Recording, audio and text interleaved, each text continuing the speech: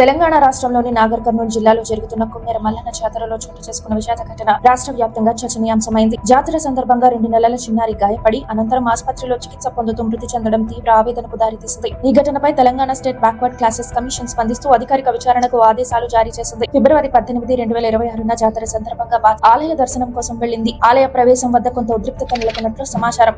అక్కడ ప్రవేశ రుసుము అంశంపై వాగ్వాదం జరిగినట్లు కుటుంబ సభ్యులు ఆరోపించారు.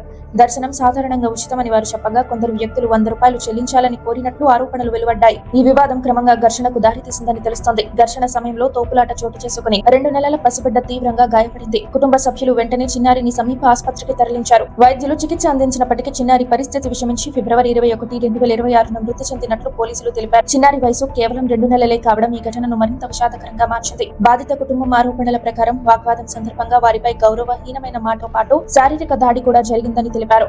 చిన్నారి తల్లి తోపులాటలో పడిపోవడంతో శిశువు గాయపడినట్లు వాదిస్తున్నారు.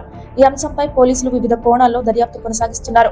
ఘటన అనంతరం పోలీసులు కేసు నమోదు చేశారు. సంబంధిత వ్యక్తులు వివరాలు సేకరించి వర్తించే చట్టాల కింద విచారణ చేపట్టారు. సంఘటన స్థలంలోని సీసీటీవీ ఫుటేజీలు, ప్రత్యక్ష సాక్షుల వాంగ్మూలాలు, ఫోన్ వీడియోలు వంటి ఆధారాలను సేకరిస్తున్నారు.